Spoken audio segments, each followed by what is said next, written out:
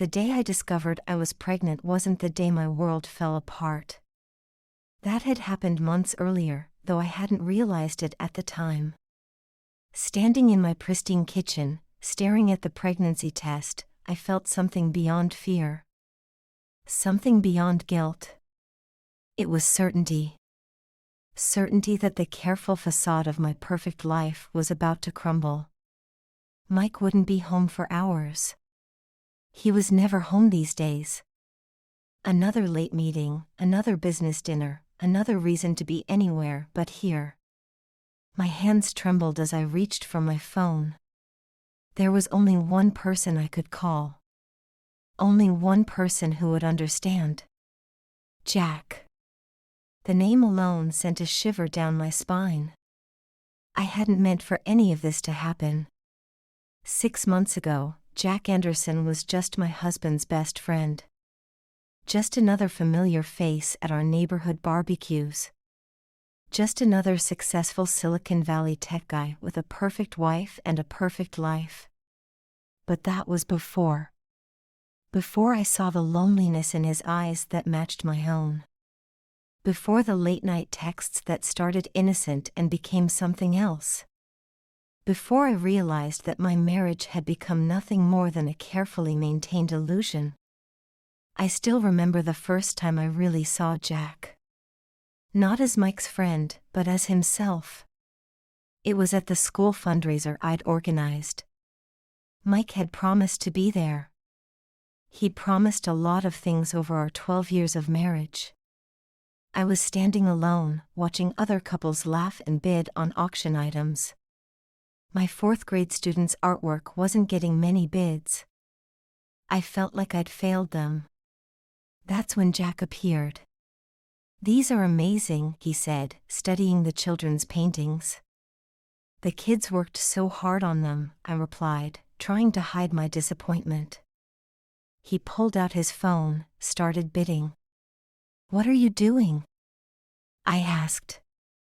"Supporting the arts," he said with a smile that reached his eyes. By the end of the night, he'd bid on every single piece. Mike never showed up.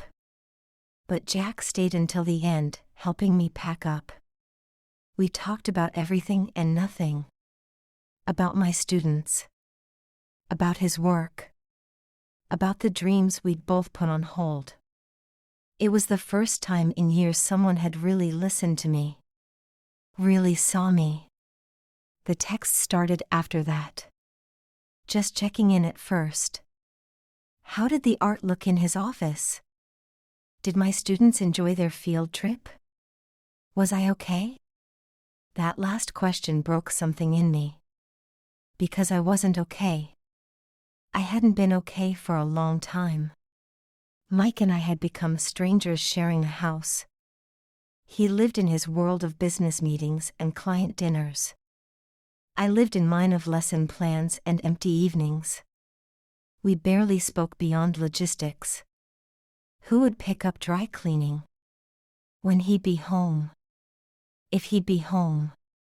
Jack's messages became my lifeline. A reminder that someone cared. That someone noticed.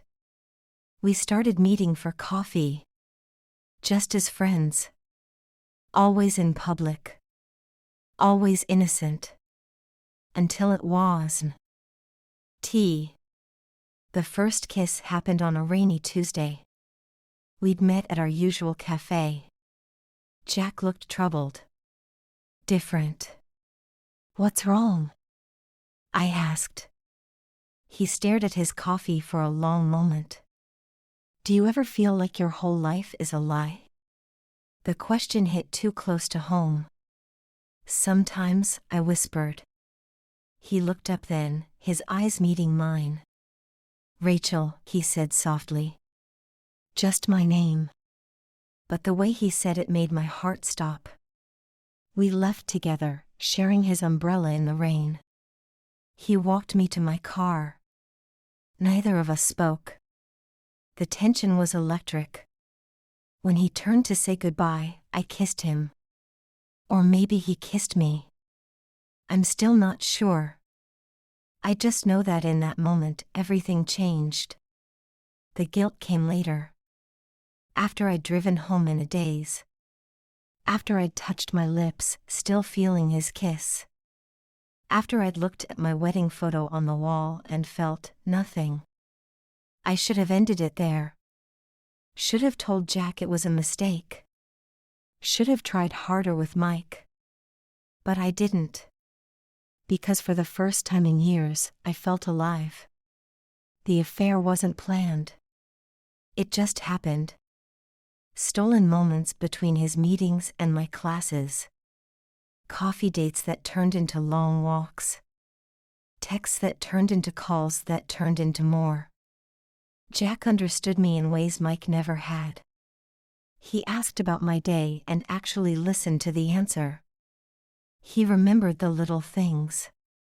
The names of my students. My favorite flowers. The dreams I'd given up on. I started living for those moments with Jack. For his smile.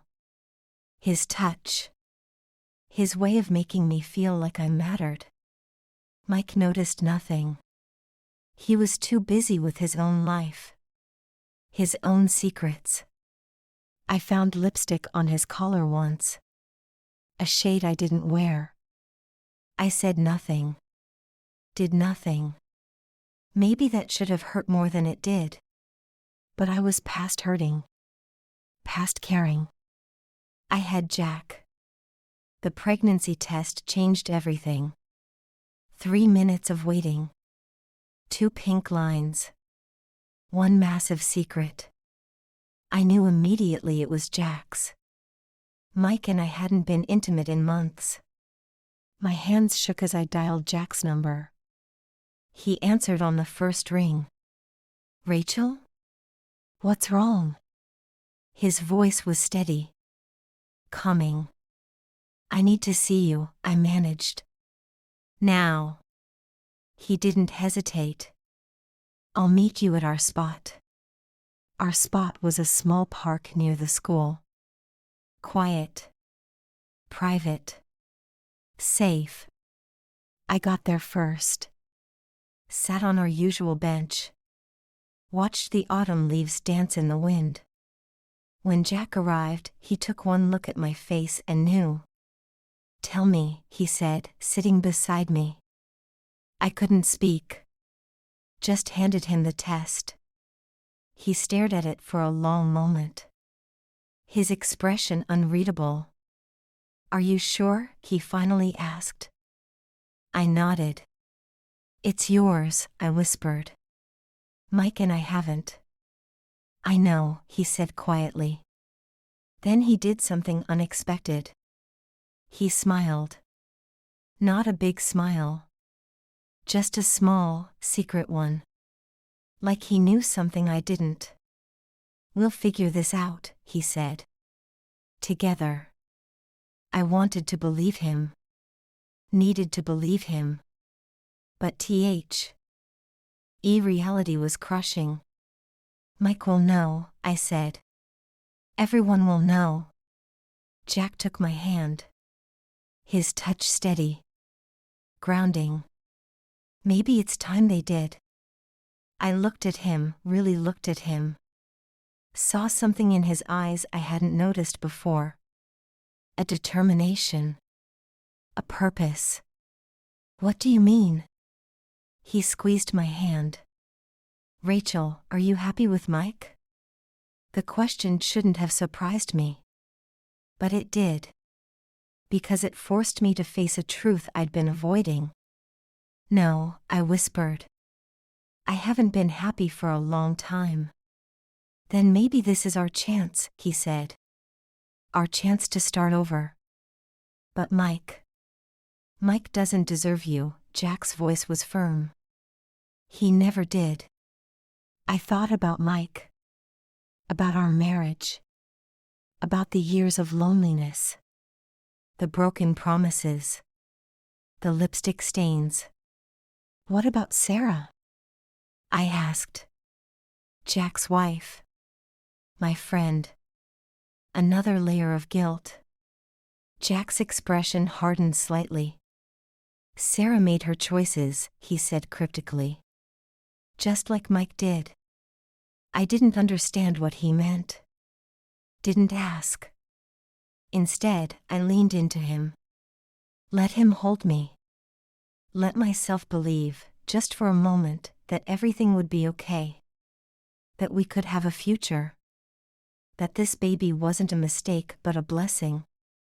A new beginning. The sun was setting when we finally parted. Jack kissed me softly. Promised to be there. Promised we'd figure it out. I drove home in a daze. Parked in my driveway. Sat there for a long time. Thinking about choices. About consequences. About the life growing inside me. Mike's car wasn't in the driveway. It rarely was these days. I walked into our empty house. Past our wedding photos. Past the life we'd built on lies and silence. My phone buzzed. A text from Mike. Working late. Don't wait up. I stared at the message. Felt nothing. Then another text. From Jack. Everything will be okay. I promise. And for some reason, I believed him. Because Jack had never broken a promise to me. Never let me down. Never made me feel alone. I placed a hand on my stomach. Thought about the future. About choices. About truth. The sun had set completely now. Leaving me in darkness. But for the first time in years, I wasn't afraid of the dark. Because somewhere in that darkness, a light was growing. A new life. A new beginning. And maybe, just maybe, a chance at real happiness. Even if the path there would hurt. Even if it would destroy everything I thought I knew. Even if it would change lives forever. Because sometimes destruction is necessary for rebirth. And sometimes the hardest choices are the only ones worth making. I just didn't know then how right I was. Or how wrong. The next few weeks passed in a blur of morning sickness and mounting tension. Every day felt like walking on a tightrope. One wrong step and everything would collapse. Mike remained oblivious, buried in his work. Or so I thought. The first sign that something was wrong came at the Thompson's annual Thanksgiving dinner. I'd always loved hosting these gatherings. Our house filled with friends, laughter, the smell of turkey and pumpkin pie. But this year was different. This year, I had secrets. Jack and Sarah arrived first. Sarah, perfect as always in her designer dress. Hair immaculate. Smile practiced. She hugged me tight. Rachel, you look amazing. The guilt twisted in my stomach. Or maybe it was morning sickness. Jack stood behind her, his face unreadable. But his eyes found mine. Held them for a moment too long. Mike appeared from his office, finally emerging from another important call. He clapped Jack on the back. Best friends. Brothers, almost. If they only knew. The evening progressed like a carefully choreographed dance. Wine flowed. I stuck to water, blaming a headache. Sarah chatted about her marketing firm. Mike discussed his latest business deals. Jack sat quietly, watching. Always watching. I felt his eyes on me throughout dinner. Protective. Concerned. When our fingers brushed as I passed him the potatoes, electricity shot through me. Nobody noticed. Nobody ever noticed. Until Sarah did. I caught her watching us. Her expression curious. Calculating. She cornered me in the kitchen later. Are you okay, Rachel? Her voice was honey sweet. Too sweet. Of course, I smiled. Kept arranging dessert plates. You seem different lately. My hands trembled slightly. Just tired, I said.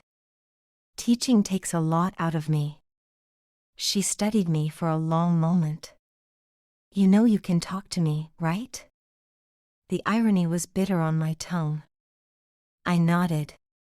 Couldn't speak. She left, but her suspicion lingered. Like smoke after a fire. The evening ended eventually. Sarah and Jack left first. His goodbye was casual. Professional. But his eyes said everything his lips couldn't. Later that night, as Mike slept beside me, my phone lit up. A text from Jack. You okay? 2 simple words.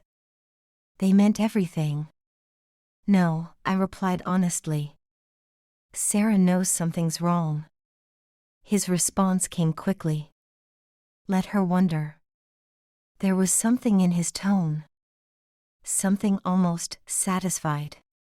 I didn't understand it then. Didn't want to. The weeks after Thanksgiving blurred together. Morning sickness got worse. My clothes grew tighter.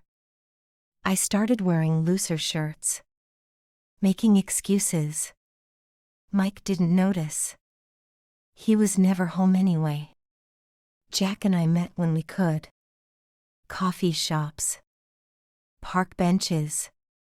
Quick moments stolen between classes. He wanted me to leave Mike. Start fresh. Together. We could be a family, he'd say. His hand on my stomach. His eyes full of promises. But something held me back. Fear maybe. Or habit. The comfort of familiar pain. Then came the Christmas party at Mike's firm. Another evening of pretense. Of watching Mike work the room. Of stolen glances with Jack. Sarah was there too. Stunning in red. Hanging on Mike's every word. Wait. On Mike's every word? I watched them more closely. Saw the way they leaned into each other. The casual touches. The private smiles. Understanding hit like a physical blow. My husband and Jack's wife. Together. The room spun. I needed air. Stumbled onto the balcony. Jack followed. Found me gripping the railing. You knew, I whispered. Not a question. He didn't deny it. How long? Months, he said quietly. I found out the day I came home early. Why didn't you tell me? His laugh was bitter. Would you have believed me? No. I wouldn't have. Is that why? I couldn't finish. Couldn't ask if that's why he'd pursued me. If I was just revenge. He turned me to face him. His eyes intense. I pursued you because I saw you, Rachel. Really saw you. The way Mike never did. The way Sarah never saw me. I believed him. God help me, I believed him. Because I'd seen him too. Really seen him. Beyond the successful exterior. Beyond Mike's best friend. Seen his loneliness. His pain. His capacity for love. We stood there in the cold. 2 broken people. Finding wholeness in each other's cracks. What do we do now? I asked. His answer was immediate. We tell the truth. All of it. The baby kicked then. For the first time. Like a sign. Or a warning. I placed his hand on my stomach. Let him feel our child move. His smile was beautiful. Real. No more hiding, he said. I nodded. No more hiding. The truth would hurt. Would destroy. Would rebuild. But it was time. Time for masks to fall. For secrets to surface. For real life to begin. I just didn't know then how much it would cost. Or how much it would be worth. The next morning, I woke up determined. Mike was already gone. A note on the counter. Early meeting. Don't wait up. I knew where he really was. Who he was with. The knowledge should have hurt more. Instead, it felt like freedom. I called Jack. I'm ready, I said. No explanation needed. He understood. Tonight, he said. I'll handle Sarah. You handle Mike. Simple words. Complex consequences. I spent the day in a daze. Teaching my fourth graders about fractions. Reading them stories. Pretending everything was normal. But nothing was normal. Nothing would ever be normal again. Mike came home early that night. A rare occurrence. He looked troubled. We need to talk, he said. My heart stopped. Did he know? Had Sarah told him? Yes, I agreed. We do. We sat at our kitchen table, where we'd shared thousands of meals, made thousands of plans, told thousands of lies. I'm pregnant, I said. Before he could speak, his face paled. That's impossible, he whispered. We haven't. No, I agreed. We haven't. Understanding dawned in his eyes, followed by rage. Who? I met his gaze. Steady. Calm. Jack. The name hung between us. Heavy with truth. With consequences. With endings and beginnings. Mike's laugh was ugly. Jack? My best friend. D? Then his phone buzzed. Sarah's name on the screen. I watched him read her message. Watched the color drain from his face. She knows, I said quietly. About you and her.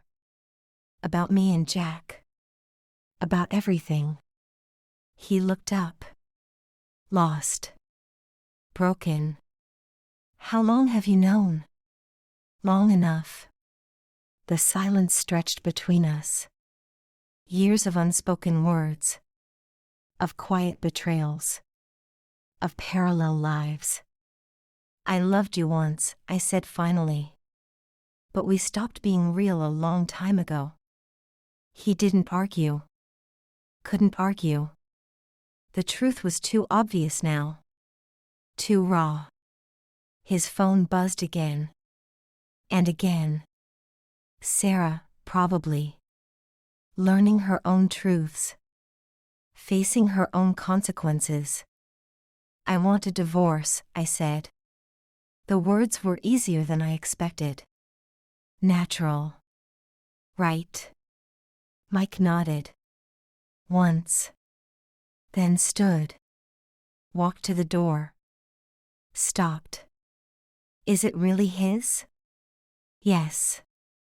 He left then. Into the night. Leaving behind our carefully constructed life. Our beautiful lies. Our comfortable pain. I touched my stomach. Felt the baby move. Picked up my phone. Texted Jack. It's done. His reply was immediate. Come over. Sarah's gone. We're free. Free. Such a simple word. Such a complex reality. I grabbed my keys. My coat. Walked out of my marriage. into the unknown, into truth, into love. Real love. The kind that grows from pain, from understanding, from seeing and being seen. The night was cold, but I wasn't afraid anymore. Because sometimes the hardest paths lead to the truest destinations. And sometimes the most beautiful beginnings start with necessary endings. I drove through the quiet streets, my heart pounding with each mile. The world felt different somehow. Clearer. Like fog lifting after a long storm. Jack was waiting on his porch when I arrived. He looked tired. But his eyes were alive. "Sarah?" I asked as I approached. "Gone," he said simply. "To Mike's, probably."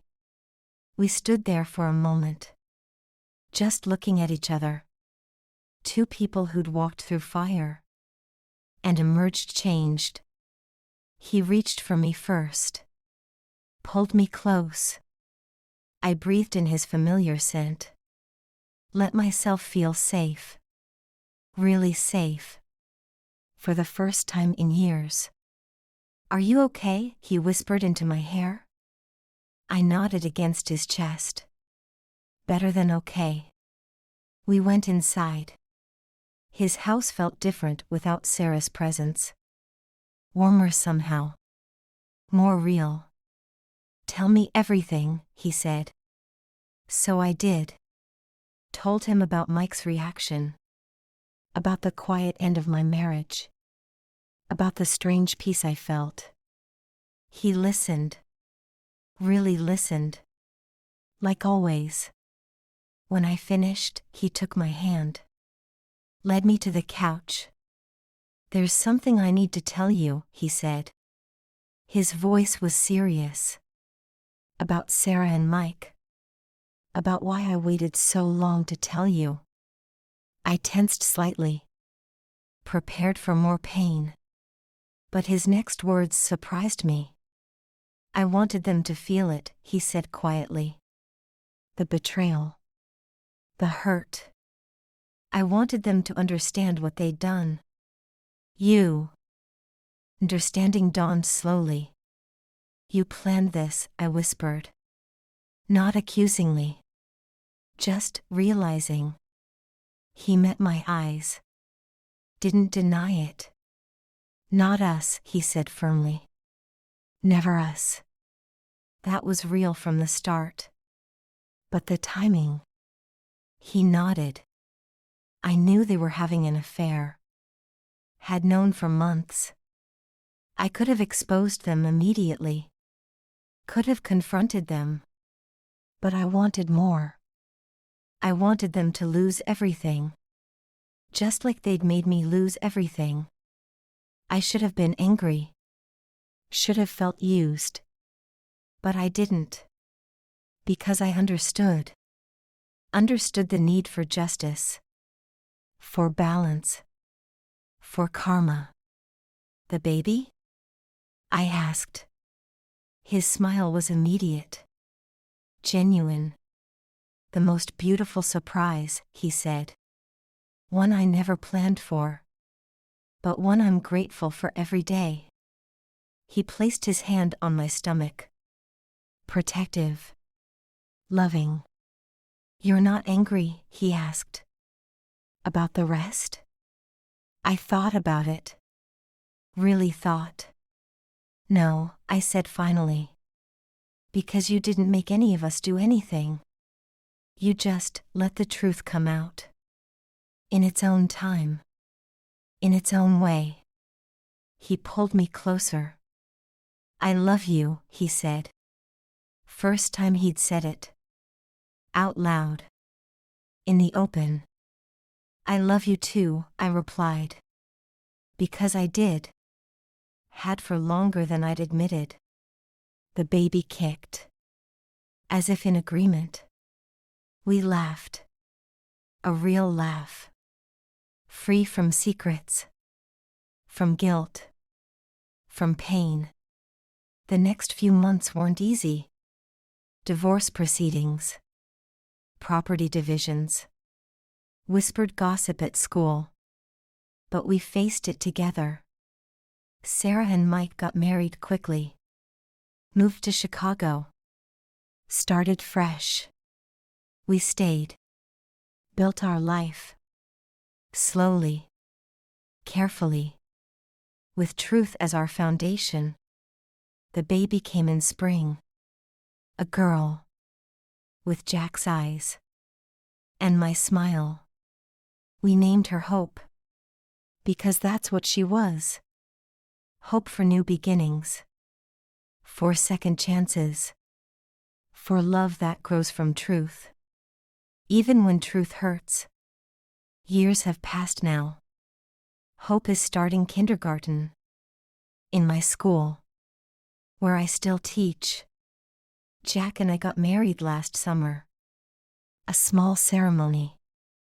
By the ocean. With Hope as our flower girl. Sometimes I think about Mike and Sarah. Wonder if they're happy. If they found what they were looking for. But those thoughts come less often now. Because my life is here. In this house. With this man. With our daughter. With the truth we built together. And maybe that's the real lesson. That sometimes the worst betrayals lead to the best beginnings. That sometimes what looks like an ending is really just a new chapter. That love, real love, isn't about perfect moments or fairy tale endings. It's about seeing each other, really seeing, through the pain, through the mistakes, through the truth, and choosing to stay every single day. Jack comes home early these days. Always has time for dinner, for bedtime stories, for us. Hope calls him Daddy with complete trust, complete love. And when I watch them together, I know that every tear, every moment pain, every hard truth was worth it. Because it led us here. To this life. This love. This truth. And in the end, truth is all that matters. That and the courage to live it. No matter the cost. No matter the pain. Because on the other side of truth is freedom. And in freedom, we find ourselves. Our real selves. The ones we were always meant to be. Jack catches me watching them sometimes. Smiles that smile I fell in love with. The one that reaches his eyes. And I smile back. Because we made it. Through the storm. Through the pain. Through the truth. To here. To now. To love. Real love. The kind that lasts. The kind that heals. The kind that begins. When the lies end. And the truth. The beautiful, terrible truth. Sets us free. End.